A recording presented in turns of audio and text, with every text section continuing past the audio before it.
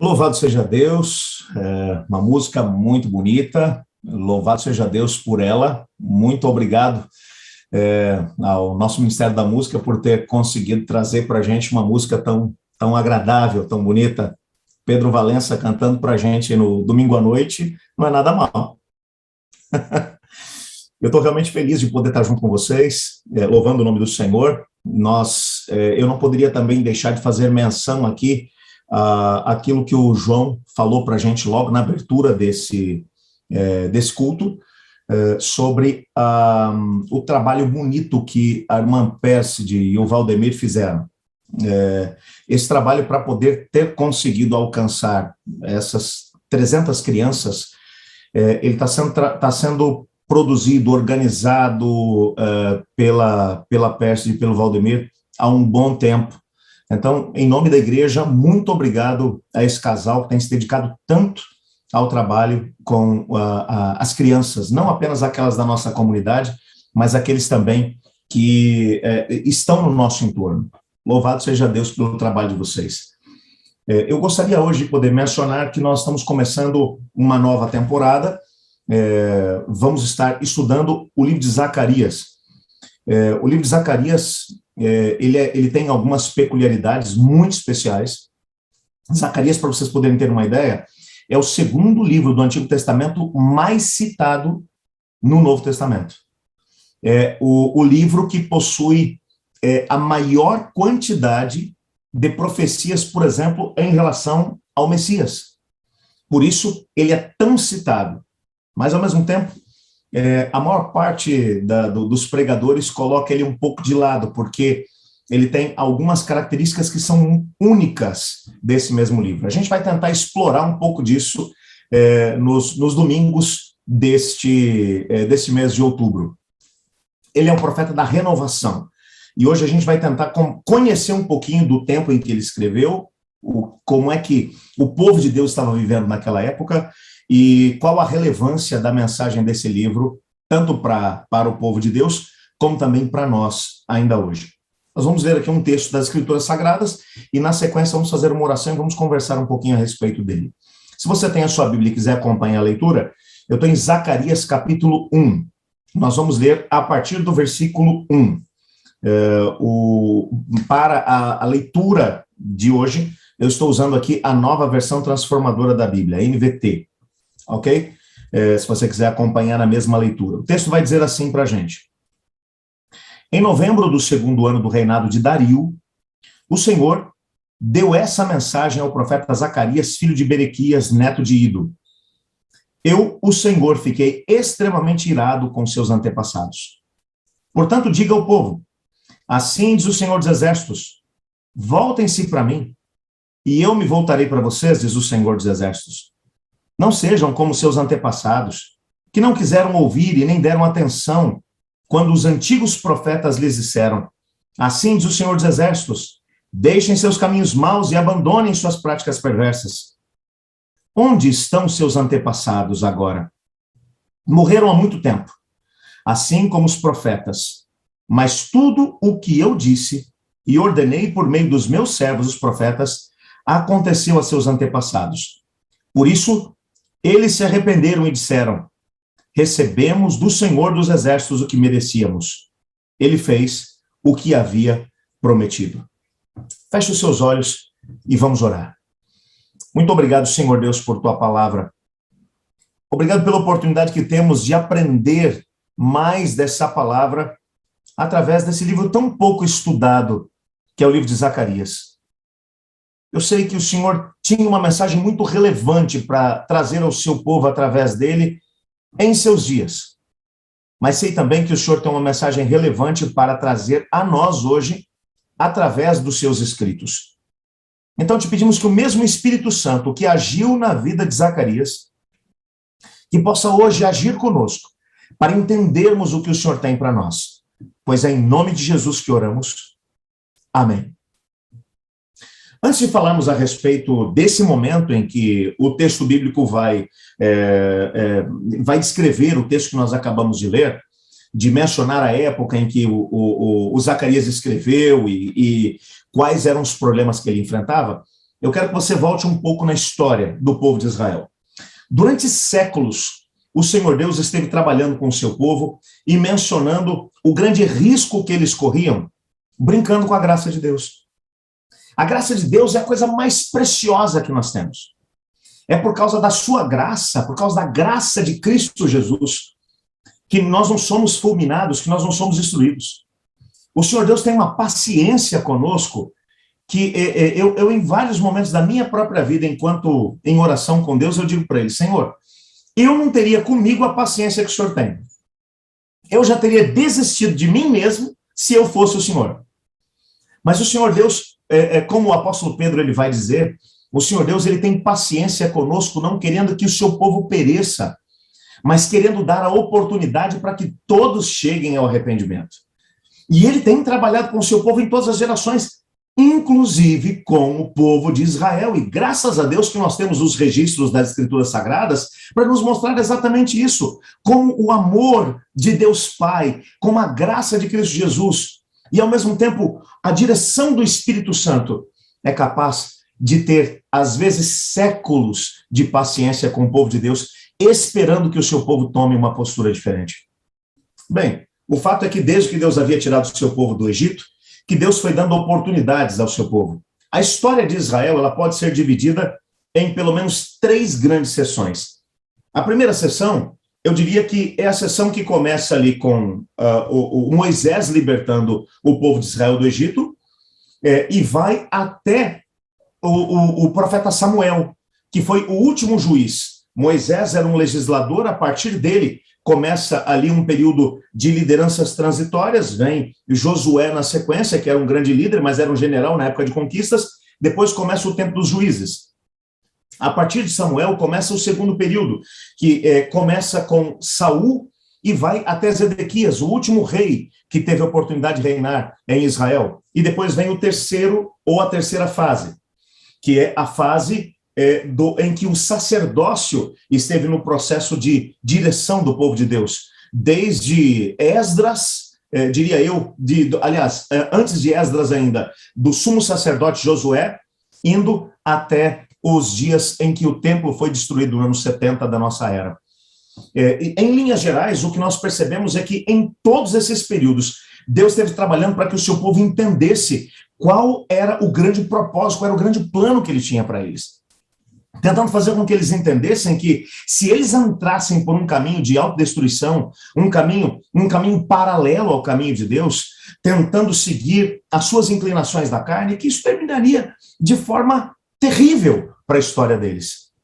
Israel, no decorrer de todos os anos da sua existência, desde o período dos juízes, o período dos reis, no período dos sacerdotes, o povo esteve fazendo decisões muito ruins mesmo. De maneira especial, na segunda fase da história de Israel, eu estou falando ali especificamente do momento em que Israel estava junto com seus reis, a Bíblia vai mencionar que Israel acabou se dividindo em 2 nações, o reino de Israel ao norte, com capital em Samaria, e o reino do sul, chamado também de reino de Judá, com capital em Jerusalém. O reino do norte vai ter um total de 9 dinastias, contando com 18 reis. Todos os 18 reis, bem como as 9 dinastias, foram compostas por homens que não temeram a Deus. Entraram por um caminho completamente equivocado de idolatria, até que no ano 622 a.C., os assírios tomaram a capital Samaria e, ao mesmo tempo, levaram o povo de Deus como cativo para diversas partes do Império Assírio. Nunca mais o reino de Israel foi reunido como nação. Nesse momento, então, fica o reino do sul. Um bom rei vai assumir o trono nessa altura, o rei Ezequias, e ele vai promover um avivamento do povo de Deus, e isso vai fazer com que o povo tivesse um pouco mais agora de tempo para poder se colocar ao lado do Senhor Deus. O templo de Deus estava com eles em Jerusalém. Grandes nomes, grandes profetas se levantaram no reino do sul. Na mesma época, na época em que o reino de Israel foi destruído como nação, o profeta Isaías é levantado no reino do sul. E ele se levanta com uma mensagem de advertência dizendo, olhem bem o que aconteceu com a irmã de vocês, Israel. Se vocês não tomarem uma postura e não mudarem os seus caminhos, Muito em breve o Senhor Deus vai trazer a Babilônia para fazer com vocês o que o reino da Síria fez com Israel. É claro que depois do rei Ezequias, que foi um bom rei, veio, sinceramente, o pior de todos os reis do Reino do Sul, o rei Manassés. Um indivíduo que é descrito na Bíblia como feiticeiro, agoureiro. Ele tinha uma grande quantidade de médiums e, ao mesmo tempo, sacerdotes pagãos que estavam com ele. O texto bíblico vai dizer que em cada esquina de Jerusalém, ele mandou construir um altar para uma divindade diferente. Ele fechou o templo de Deus. No próprio pátio do templo, ele ergueu um poste ídolo a Azerá, bem como um altar a Baal e, ao mesmo tempo, a Moloque, o deus, eu ousaria dizer que das divindades apresentadas na Bíblia, o mais horrendo de todos eles. Dentro do contexto da adoração a Moloque, bebês recém-nascidos eram sacrificados a ele. E o texto bíblico vai dizer que o próprio rei Manassés sacrificou seus filhos a Moloque. O pior de tudo, no pátio do templo em Jerusalém. É claro que logo depois dele foram se levantando outros indivíduos. Nós tivemos o bom rei Josias, que acabou se levantando e promovendo também um avivamento no meio do povo de Deus. Mas o fato é que Israel o povo de Judá tinha descido tão longe nos seus pecados que realmente a situação ficou complicada. No finalzinho do reinado de Josias, Deus levanta um outro profeta, o profeta Jeremias, que se levanta para poder chamar o povo à responsabilidade, para dizer a eles: nós estamos vivendo dias realmente complexos. É a última oportunidade que Deus nos está dando. Ou nós mudamos os nossos caminhos, ou então nós vamos perder nossa capital, nós vamos perder nosso país, vamos ser exilados na Babilônia. A mensagem de Jeremias foi uma mensagem que acabou entrando por um ouvido e saindo por outro, tanto da nação quanto dos próprios reis. Nesse tempo, o rei Nabucodonosor se levanta como o grande monarca do reino da Babilônia. Ele começa um processo de conquista de toda aquela região.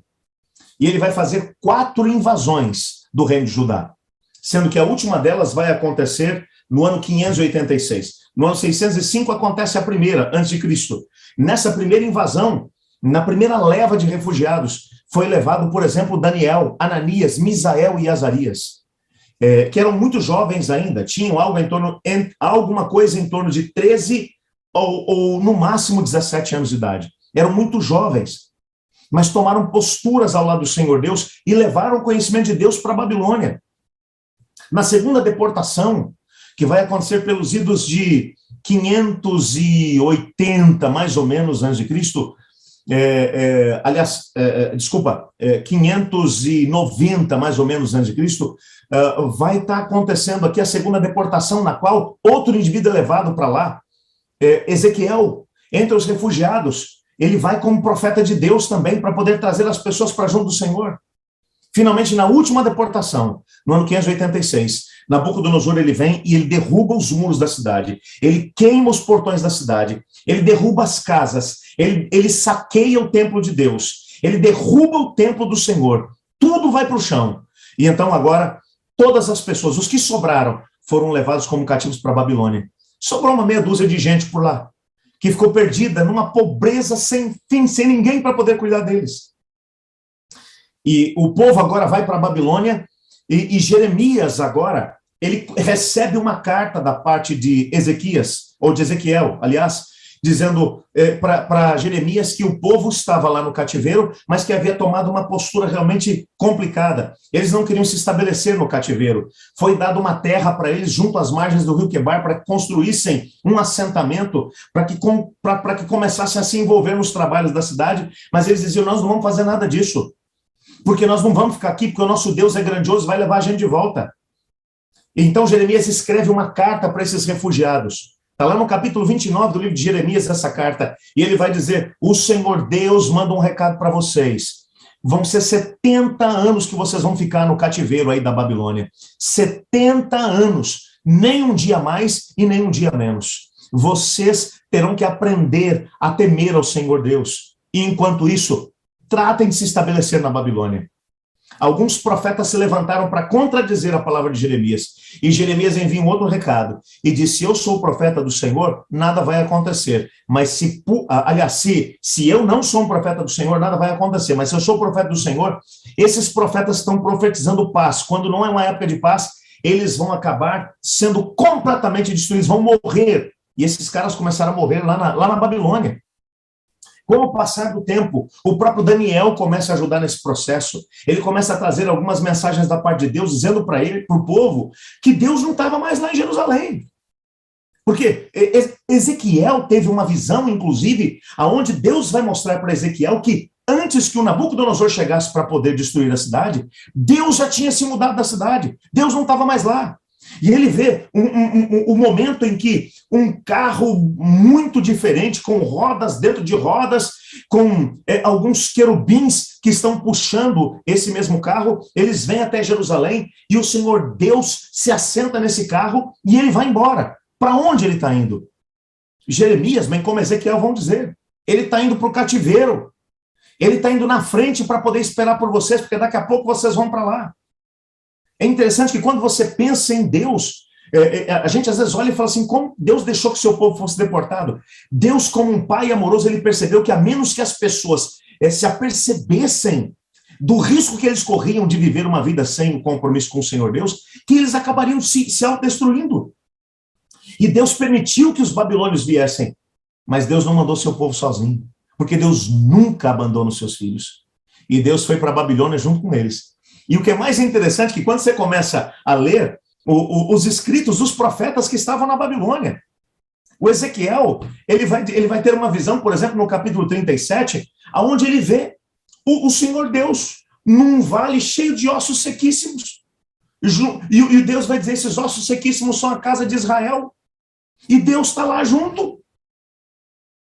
O profeta Daniel, ele quando vai estar escrevendo o seu livro, ele menciona que o povo de Deus que estava na Babilônia havia agora se estabelecido, finalmente se estabeleceram na Babilônia, mas se estabeleceram tão bem que chegaram a abraçar os deuses da Babilônia.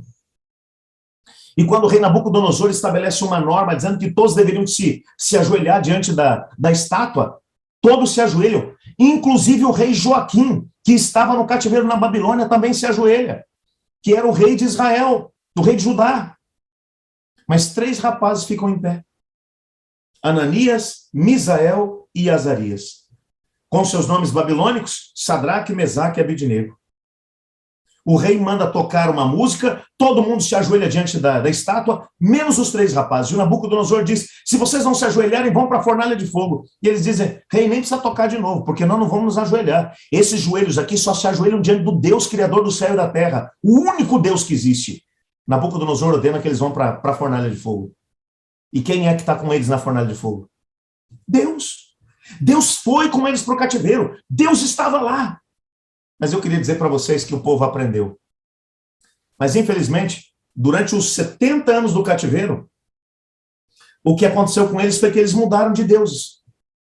Eles deixaram de adorar os deuses dos cananeus e agora estavam adorando os deuses dos babilônicos. Deus tinha o seu remanescente no meio do povo? Claro que tinha. Tinha, sim. E a história sagrada vai mostrar muitos deles. Vai mostrar por nome alguns indivíduos tremendos, como Daniel, Ananias, Misael, Azarias, o Ezequiel. Vai mostrar também a própria Esther, o seu tio Mardoqueu.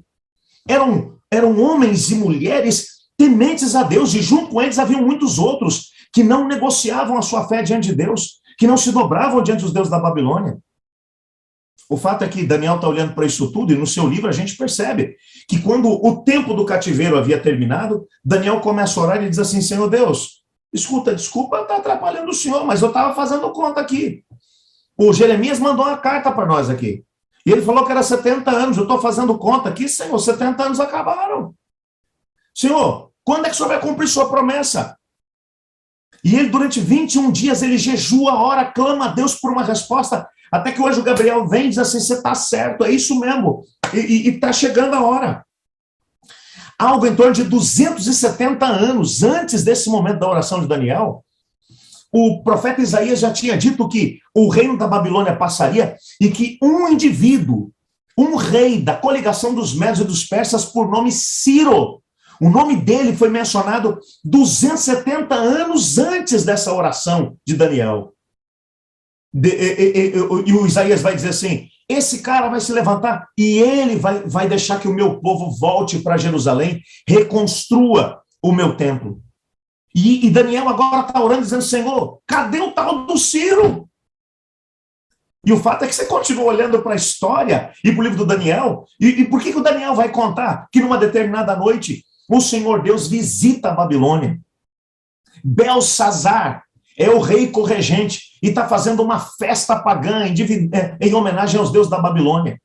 E ele está lá numa festa tremenda e ele manda buscar os copos, as taças que eram usadas na adoração de Deus dentro do templo de Jerusalém, que estavam lá na Babilônia como despojo.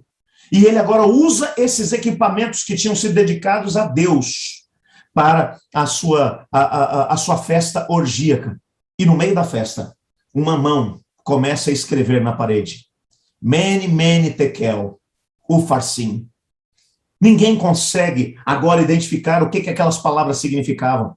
A rainha mãe diz, tem um cara que pode te trazer a resposta, mas talvez você não vai gostar do que ele vai te falar, que ele vai falar a verdade. O nome dele é Daniel, que vem entre os refugiados da Babilônia. O Belsazar com certeza sabia quem ele era, porque o seu avô, Nabucodonosor, antes de morrer, havia aceitado esse Deus como o único Deus criador do céu e da terra. Daniel vem e fala, olha, eu tenho uma notícia para te dar. Mene, mene, tekel, ufarsim. Mene, mene significa você foi pesado na balança e foi achado em falta. Hoje, essa é a noite em que o teu reino estava sendo julgado pelo Deus criador do céu e da terra. Ufarsim ou Pérez, o seu reino foi cortado e foi dado aos Medos e os Persas. Nessa noite você vai perder a cidade de Babilônia. E exatamente isso aconteceu naquela noite. O Ciro, que havia sido previsto 270 anos antes daquele momento, invade a cidade e consegue conquistá-la. Belsazar é assassinado e a partir daí agora o Império Babilônico passa e começa o Império Medo-Persa. Daniel está lá dentro. Deus é fantástico, Deus é tão tremendo que quando Daniel é levado na primeira deportação, no ano 605, talvez você vai olhar para falar assim, um menino de 13, 14, 15, 16 ou 17 anos no máximo, o que um menino pode fazer? Pois Daniel vai para dentro do palácio e ele fica junto com o rei Nabucodonosor, com seu filho, com seu neto, e agora passa para outro momento, para outro império. E eu imagino Daniel chegando para Ciro e falando assim, Ciro, faz 270 anos que nós estávamos esperando pelo Senhor. Eu imagino o Ciro falando. Ciro tinha algo em torno de pouco mais entre 35 e 40 anos naquela época. Eu imagino o Ciro falando, como assim? 270 anos. Imagino Daniel pegando o rolo do livro de Isaías e lendo para ele. O meu servo Ciro, a quem chamei. Aí eu imagino o Ciro apavorado com aquilo tudo. O fato é que ele prega para Ciro, e Ciro, ele assina um decreto dizendo, o povo judeu pode voltar para sua terra, eles podem voltar para Jerusalém, eles podem reconstruir o templo, só o templo, eles não podem reconstruir a cidade, mas podem reconstruir o templo, e podem criar fazendas, podem estruturar as demais cidades do reino de Judá, e Jerusalém ainda não, mas o templo pode ser reconstruído. Zorobabel, que é um descendente direto de Davi, é levantado como governador do povo. O sumo sacerdote Josué é também chamado. Junto com o sumo sacerdote Josué, algo em torno de 4.000 sacerdotes vêm junto. Algo em torno de 50.000 refugiados voltam para o reino de Judá. Se é que dá para chamar aquilo de reino. As cidades tinham sido completamente destruídas. Havia ali uma meia dúzia de fazendeiros pobres, quase que na mendicância, vivendo naquele país. E esses indivíduos que retornam, agora algo em torno de 50.000, eles retornam para poder vir para uma terra desolada. Eles teriam que continuar pagando impostos para a coligação dos médios e dos persas, mas ainda assim, eles teriam que fazer com que o país prosperasse. Não é à toa que Flávio José vai mencionar que naquela altura, só em Babilônia, e ao mesmo tempo na cidadela de Suzã, que vai se tornar agora a capital do Império Medo-Persa, se você unir aqui esses dois lugares, só nesses dois lugares havia algo em torno de 2 milhões de judeus.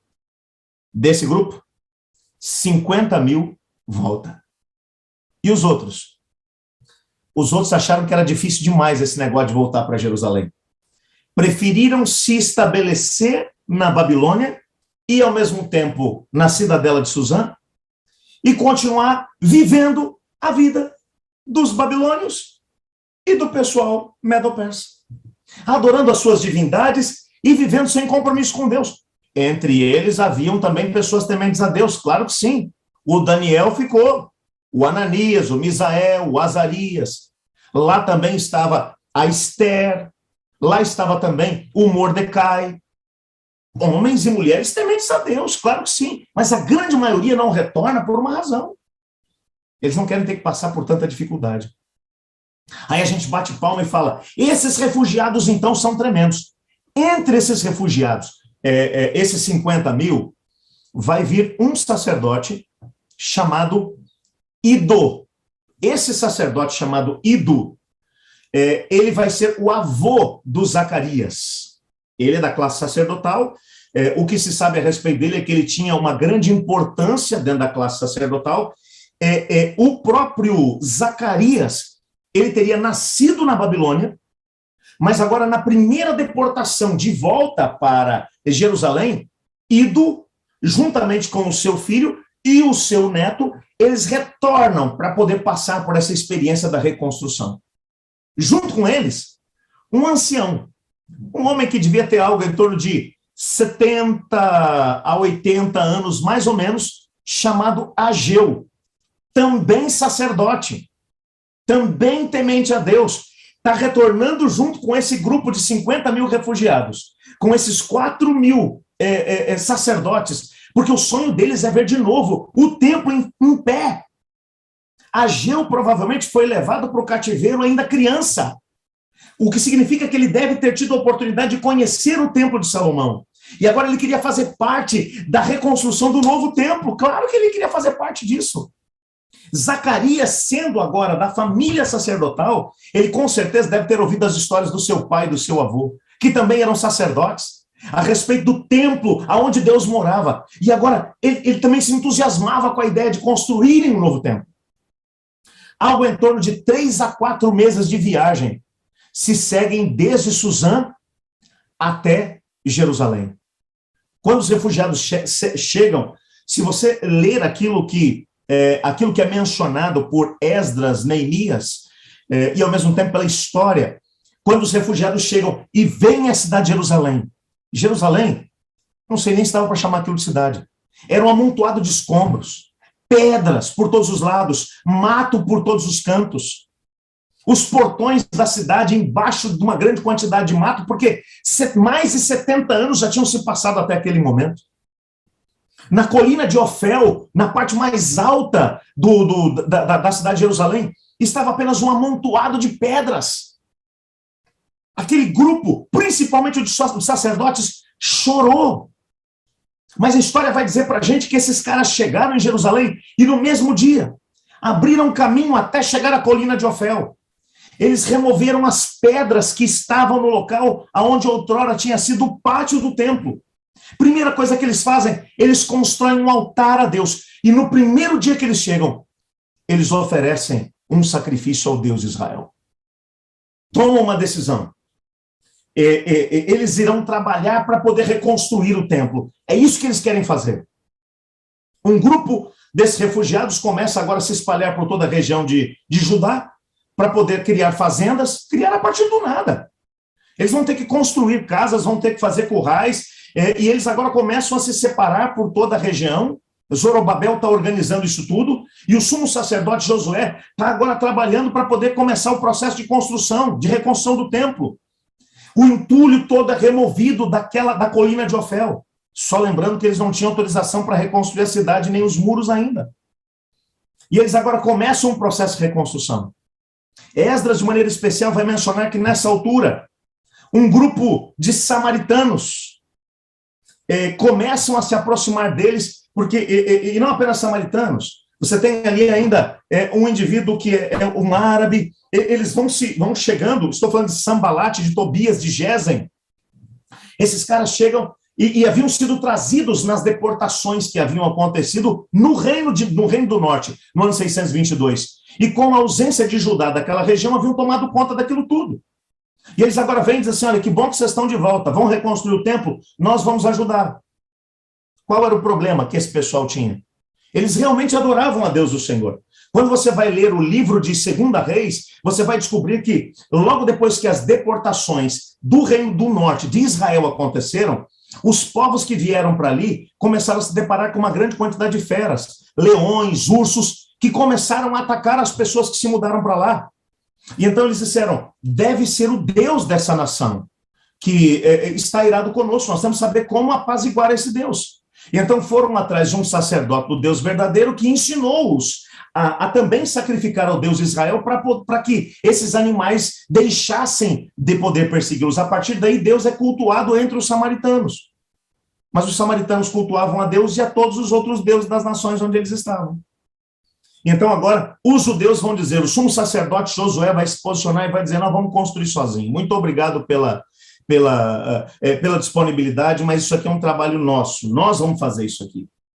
Eles agora escrevem cartas para Ciro o Grande, que é o rei da coligação dos Médios e dos Persas, dizendo, olha, o senhor deu autorização para esse pessoal reconstruir aqui o templo, mas vocês não sabem o histórico deles. Esse é um pessoal briguento, um pessoal que tem um histórico de rebeliões. Se você deixar esse pessoal por aqui, eles vão se rebelar contra você. Então, antes que seja tarde, manda eles pararem de construir. Quando a carta vai demorar algo em torno de 3 a 4 meses para chegar em Suzã. Quando chega em Suzã, Ciro o Grande havia saído para tentar conquistar uma parte do Egito e nessa luta ele morre. O seu filho Cambises acaba assumindo o seu lugar. Cambises era completamente diferente de Ciro. Um indivíduo truculento, um indivíduo violento, um indivíduo mau. Ele recebe essa carta. E na hora ele manda, digam para esses judeus que eles estão proibidos de continuar a construção do templo. E vai se seguir agora um período de mais ou menos 14 anos em que, de novo, a colina de Ofel vira agora um amontoado de mato. Os sacerdotes agora não têm a possibilidade de poder ministrar porque não tem um templo. A única coisa que tem é um altar que eles levantaram no local onde outrora tinha sido o pátio do templo. Os sacerdotes agora voltam para as fazendas, vão trabalhar no campo. Esse é o panorama. Diante desse quadro, 14 anos depois da paralisação, levanta-se um velho profeta chamado Ageu. Ageu recebe uma incumbência da parte de Deus. Deus vai dizer para ele, Ageu, o teu papel é trabalhar com o povo para que eles entendam que o que eles precisam fazer é reconstruir o templo físico. E diga para eles que eles estão vivendo nessa situação terrível porque eles se esqueceram de Deus, o Senhor. E Ageu vai se levantar. Se você lê o livro de Ageu, Ageu é um velho profeta escrevendo. Ele vai dizer, vocês plantam e o solo não dá. Vocês criam gado e quando os animais estão para poder dar as suas crias, as crias abortam. E os animais não vingam. Vocês estão se empobrecendo cada vez mais e o Senhor Deus diz o porquê. Porque vocês se esqueceram dele. Deus foi colocado de lado. Vocês saíram da Babilônia, mas a Babilônia continua dentro de vocês. Então mudem os caminhos de vocês. Voltem-se para o Senhor. E vamos recomeçar a construção do templo. Exatamente nessa época, Cambises, que é o rei da coligação dos Médios e dos Persas, ele começou a fragilizar tanto o império que houve uma revolta interna, e Dario I, ele vai destronar Cambises e vai assumir o trono. Dario é um pacifista. Ele vai entrar, e Dario é um idoso. Isso é uma coisa fantástica, porque enquanto tudo isso está acontecendo, lá na corte de Suzã, sabe quem está lá entre os sátrapas, entre os sábios? Está lá Daniel. E o Dario é um velhinho, igual a ele. E eles fazem amizade. E Daniel, você percebe nitidamente que Daniel começa a ensinar a respeito do Deus verdadeiro para Dario. Você consegue imaginar essa cena? E você percebe quando o Daniel é jogado na cova dos leões por toda aquela trama que o livro vai mencionar, que o Dario já tem o conhecimento do Deus verdadeiro. E é exatamente nessa época, por causa do Daniel, que o Dario emite um outro decreto. Podem reconstruir o templo. E o templo, o processo de construção é retomado. E quando o processo recomeça, o jovem Zacarias tinha pouco mais de 20 anos nessa altura. Zacarias é levantado como profeta de Deus. E Deus vai dizer para ele: Zacarias, não te preocupa com a estrutura do templo. Ageu está trabalhando para isso. O trabalho que você tem que desenvolver é um trabalho de preparar essa nação. Porque a nação, ela está de volta em Judá, mas o coração deles está lá na Babilônia. Eles estão aqui, mas não têm compromisso comigo. Eles estão aqui, mas continuam adorando os deuses da Babilônia. Eles estão aqui, mas eles não têm compromisso comigo. Então, você foi chamado para levar a nação a uma renovação do seu compromisso comigo. E ele vai escrever de uma maneira tremenda. O livro dele, na verdade, vai começar. Existem indícios dentro do livro de que quando ele é chamado para o ministério, ele recebe uma ordem da parte de Deus, que foi o que nós lemos hoje. Depois dessa primeira ordem, passam-se alguns anos, ele vai dar essa mensagem, essa ordem, esse recado que ele recebe de Deus, ele vai dar essa mensagem para o povo, depois vão se passar alguns anos, e então ele vai ter, numa só noite, ele tem 8 visões. E ele vai escrever essas 8 visões. Passam-se mais alguns anos, algo em torno de 40 anos. E então ele vai receber outras revelações da parte de Deus. E vai falar sobre o surgimento dos gregos. Agora, tomando o poder dos medos e dos persas. Ele vai falar sobre o Messias, que muito em breve deveria aparecer no cenário mundial, para poder levantar a nação de Israel de uma vez por todas. É ele quem vai mencionar coisas como, por exemplo, que Jesus seria vendido por um dos seus melhores amigos, e o preço pelo qual ele seria traído seriam 30 moedas de prata, que as suas mãos seriam perfuradas. Ele vai mencionar, inclusive, que ele fugiria, que os discípulos dele fugiriam e deixariam ele de lado. O profeta que mais mencionou detalhes a respeito do ministério de Cristo Jesus foi o Zacarias. Mas hoje eu quero terminar apenas fazendo uma aplicação com você em cima da primeira mensagem que ele recebeu, que foi o texto que nós lemos ainda há pouco. Por favor, volte para o texto de Zacarias comigo. A gente vai terminar aqui com a grande mensagem que Deus está trazendo para o seu povo, um povo que retornou do cativeiro. Um povo que está vivendo um tempo de grande desafio, em todos os sentidos. Repare que Judá estava vivendo um desafio no aspecto econômico. Principalmente o livro de Neemias vai dizer que a nação estava tremendamente empobrecida, que as pessoas não conseguiam sequer pagar os impostos e por causa disso tiveram que vender os próprios filhos como escravos. Ele vai mencionar, socialmente falando, as pessoas estão vivendo uma crise de liderança. Porque os líderes que foram colocados diante da nação, eles se corrompem também.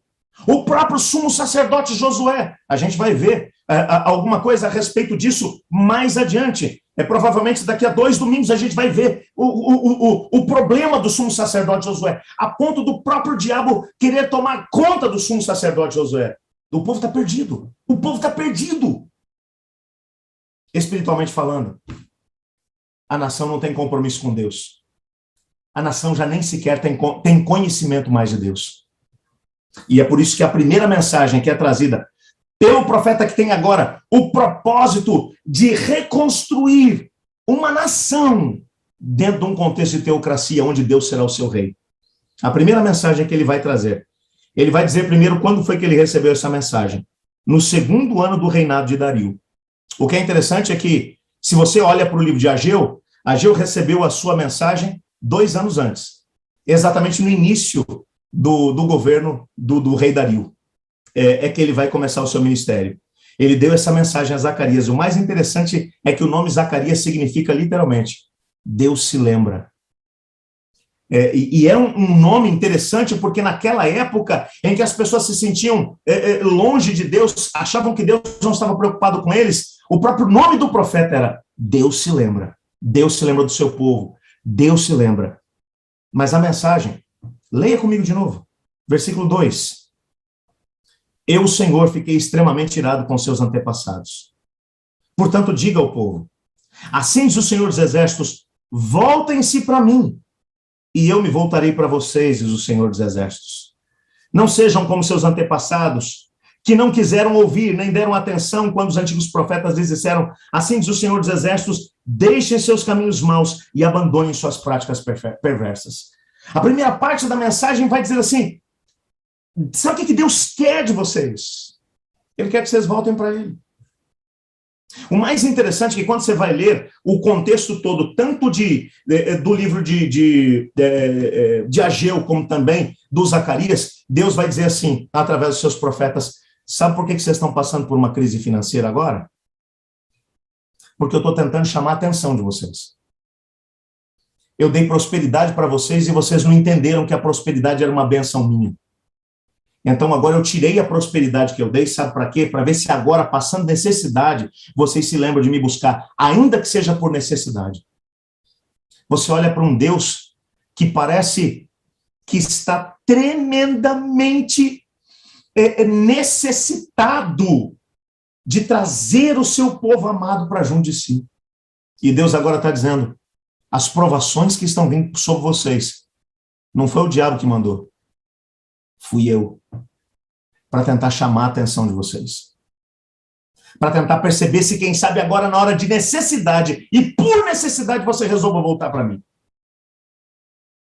Agora, o Zacarias vai dizer, o recado de Deus para vocês é, voltem-se para mim, porque eu estou doido para voltar para vocês.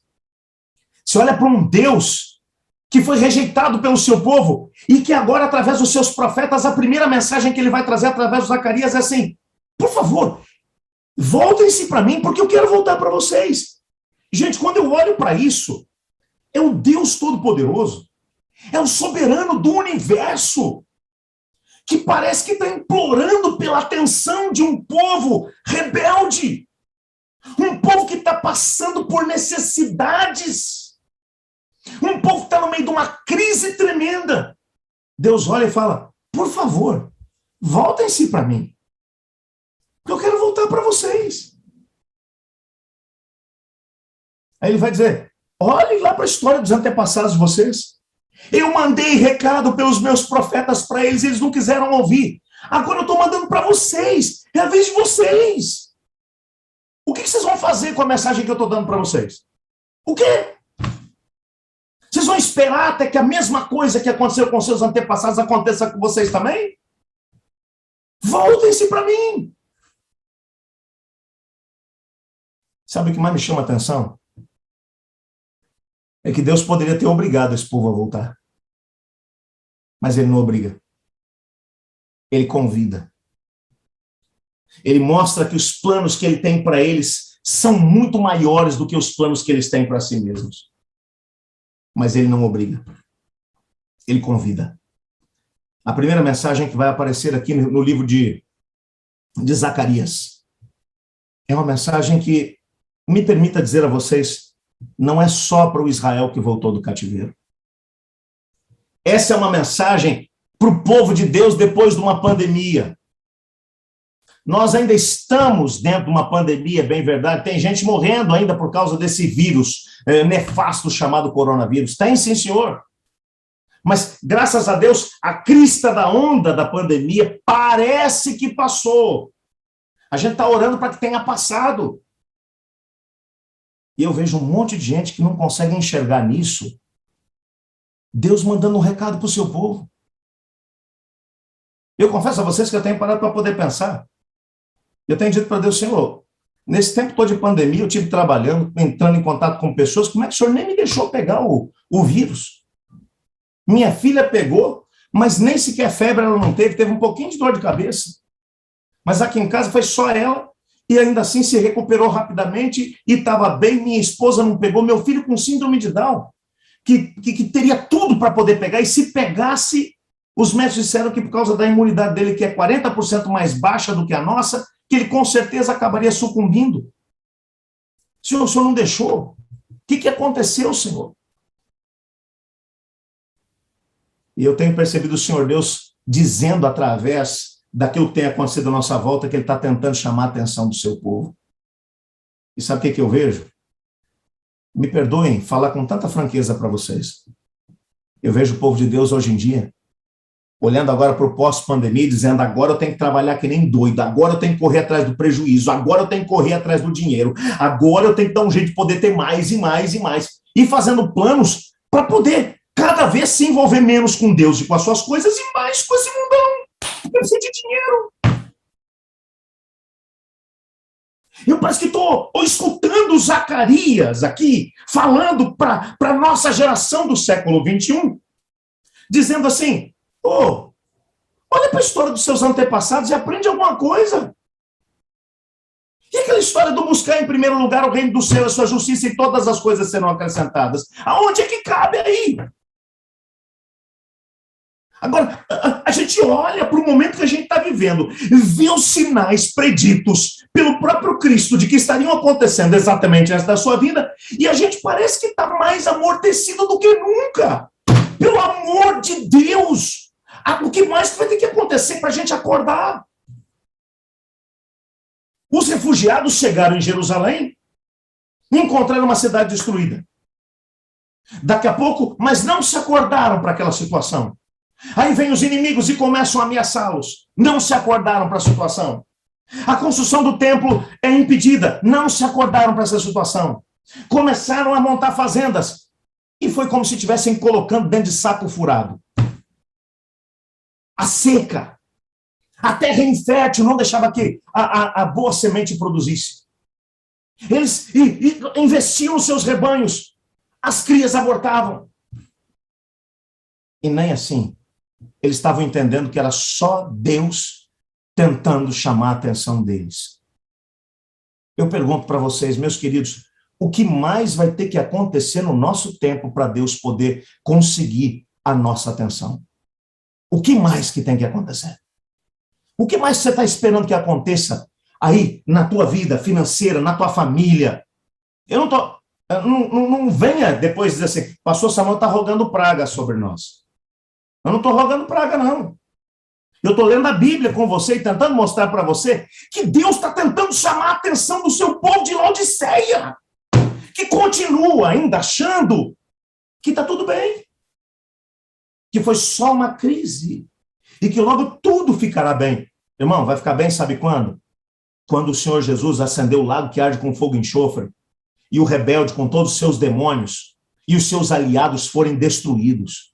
E o Senhor Deus refizer o novo céu e a nova terra, onde vai habitar a justiça. Ali vai ficar tudo bem. Enquanto a gente estiver aqui, esse mundo vai de mal a pior. E o que mais que tem que acontecer? Para você poder abrir seus olhos e entender que esse é o tempo da gente se pegar com Deus e estabelecer um compromisso com Ele e dizer assim, eu vou viver para o teu reino. Vou viver para o teu reino. Vou dedicar meus dons, talentos para poder fazer com que o teu reino cresça. Não é o que estava acontecendo? O Ageu levanta e fala, por que o templo de Deus está parado e cheio de mato lá? Porque a fazenda de vocês é mais importante do que o reino. Mas só para deixar claro, a fazenda de vocês não está com a bênção de Deus, não. Viu? Por isso que as plantinhas não crescem lá. Por isso que os animaizinhos não se reproduzem lá. Tá? Vocês querem que a fazenda de vocês seja boa? Quer? Vocês querem que as plantinhas cresçam? Vocês querem que os animaizinhos lá nasçam saudáveis? Então faz o seguinte, se voltem para o Senhor. A Ageu vai falar um negócio tremendo. Assim, ó, cada família, vamos dar um pulinho no bosque ali, cada família vai lá e corta uma tora de madeira e traz para cá. Vamos começar esse negócio? É engraçado que o Zacarias não está preocupado com o templo físico, mas ele fala, o Senhor Deus manda um recado para vocês. Voltem-se para mim, e eu me voltarei para vocês, diz o Senhor dos Exércitos.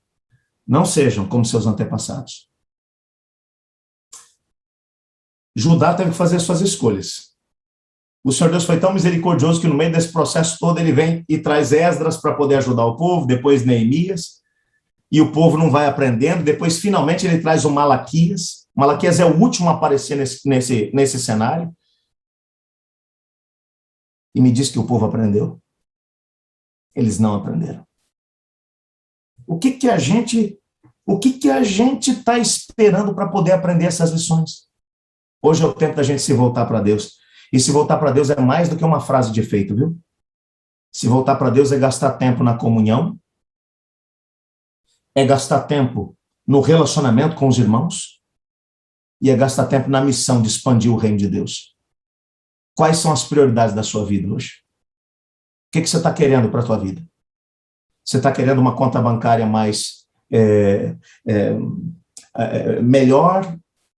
Você está correndo atrás daquilo que vai te dar um pouco mais de prestígio nesse mundo? Ou teu coração está lá nas mansões eternas? Como diz aquela velha canção, com os pés na terra e os olhos no céu eu vou. Eu vou. O que eu tenho visto é um monte de gente cantando essa música, com os pés na terra e os olhos no céu eu vou, mas olhando para baixo, o tempo inteiro, preocupado com o que tem nesse mundo. Irmãos, esse é o tempo da gente deixar que o Senhor nos reconstrua enquanto povo dele. Nós estamos passando por um momento em que a gente tem que buscar os nossos irmãos e irmãs queridas que, no meio da pandemia, acabaram se esquecendo do Senhor e ficaram em casa. Quem que vai buscar eles? O Senhor Deus está chamando a gente para fazer isso. E tem um monte de gente que está aparecendo agora, vindo de todos os lados, porque viram que alguma coisa errada está acontecendo no nosso planeta. Aí o pessoal está aparecendo nas nossas igrejas e pedindo, escuta, como é que eu faço para poder servir a Deus? E aí a gente, os boca aberta dos crentes, estão falando, nossa, o que está acontecendo? Eu imagino Deus falando, mas é difícil dessa gente entender, meu Pai, que dificuldade. Eu quero dizer hoje para Deus, Senhor, abre meus olhos e me dê força moral para colocar o Senhor como uma prioridade da minha vida. Eu quero voltar para o Senhor, porque eu quero que o Senhor se volte para mim. Você quer dizer isso para Deus agora? Então, por favor, una-se a mim nesse momento de prece e de entrega a Deus. Obrigado, Pai, porque Zacarias foi um homem levantado num momento crucial de uma nação perdida, com uma mensagem da parte do Senhor dizendo, é a hora de voltarmos para o nosso Deus. Vamos aprender com a história dos nossos antepassados. Não vamos seguir o mau exemplo deles, mas vamos voltar-nos para o nosso Deus, porque Ele quer se voltar para nós. Ajuda-nos a colocarmos as prioridades corretas na nossa vida. E a entendermos de uma vez por todas que o Senhor vai voltar nesse tempo e nessa geração. Pois oramos no nome de Cristo Jesus.